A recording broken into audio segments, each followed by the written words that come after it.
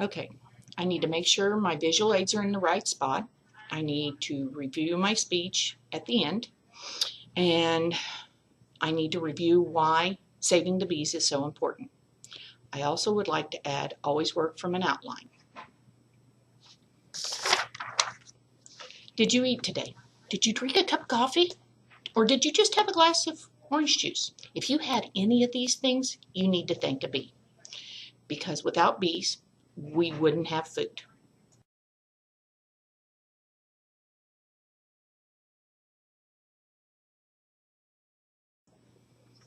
According to the Huffington Post article posted on October 6, 2016, now that the bees are endangered, the rest is up to us. There have been 7 bees put on the endangered list.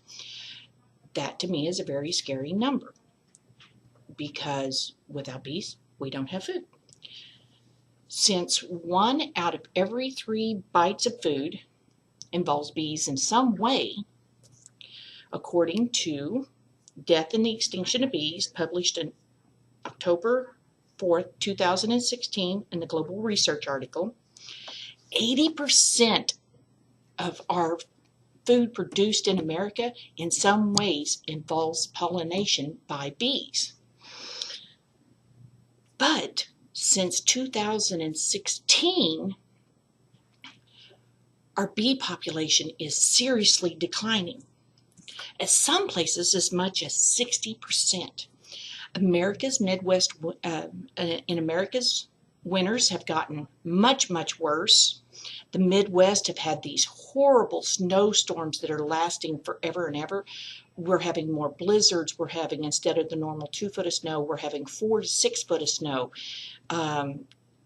Instead of spring being done in March, first week of April, it's lasting clear to June and then starting again in early September. In California, we're having these horrible, horrible, horrible droughts, which is affecting the year-round pollination ability by bees because they can't grow as much food.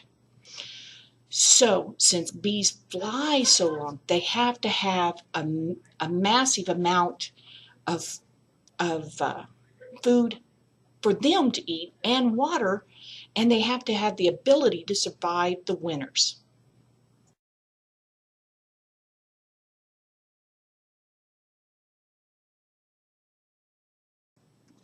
Additionally, our products have become so much more localized. In Nebraska, they used to have these thousands and thousands of acres of wildflowers and native grasses. And now all this same land is all plowed up and used as soybean and corn. They no longer have the natural alfalfa and the natural clover that grew there automatically. And in California, they used to grow these hundreds of different products. Now farmers find it easier to grow one product like almonds or avocados. But this lack of diversity affects our bees genetically. If they don't have the diversity in nature to have the different things, they become less genetically able to survive.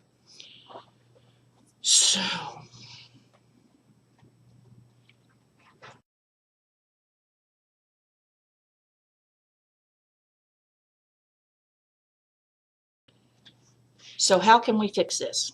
Well, we could go to planting more diverse products, more different types of things. So instead of just one thing in an area, we grow 5 products or 5 different things. We could teach beekeeping in our urban areas like Joplin, Miami, Commerce, Quapaw, even our rural areas.